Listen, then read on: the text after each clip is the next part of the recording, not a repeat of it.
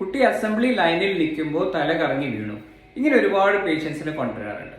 അപ്പൊ ഇത് വരുന്നത്? ഇതെങ്ങനെ പരിഹരിക്കാം? രക്ഷിതാക്കളും ടീച്ചേഴ്സും നിർബന്ധമായി കണ്ടിരിക്കേണ്ടതാണ് ഈ വീഡിയോ. ഇതിന്റെ പ്രധാന കാരണം എന്താണെന്ന് വെച്ചാൽ, കുട്ടി അസംബ്ലി ലൈനിൽ ഒരുപാട് സമയം തുടർച്ചയായിട്ട് നിൽക്കുമ്പോൾ ബ്ലഡ് ലോവർ പാർട്ടിലേക്ക് പൂൾ ചെയ്യുകയും തലച്ചോറിലേക്കുള്ള ബ്ലഡ് സപ്ലൈ ഒരല്പം കുറയുകയും ചെയ്യുന്നതുകൊണ്ടാണ് കുറെ സമയം നിൽക്കുമ്പോൾ കുട്ടി ഇങ്ങനെ തല ഇറങ്ങി വീഴുന്നത്.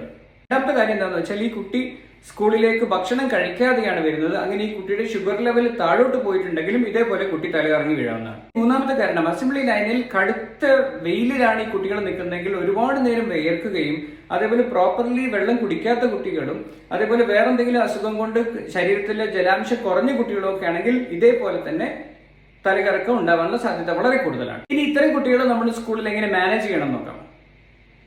ഇവരെ എടുത്ത് ഒരു ടേബിളിൽ കിടത്തി കാൽഭാഗം മാത്രം ഒന്ന് പൊക്കി വെച്ച് ഒരു 2 മിനിറ്റ് വെയിറ്റ് ചെയ്താൽ ഈ തലച്ചോറിലേക്കുള്ള ബ്ലഡ് സപ്ലൈ റീഎസ്റ്റാബ്ലിഷ് ചെയ്യും. അത് അങ്ങനെ തന്നെ മാറുകയും ചെയ്യും. കാര്യമായിട്ട് ഒരു ചികിത്സയും അതിന് വേണ്ടതില്ല. ഇനി ഇങ്ങനെ ചെയ്തിട്ടും ശരിയാവുന്നെങ്കിൽ നിർബന്ധമായിട്ടും ഡോക്ടറെ കാണേണ്ടതാണ്.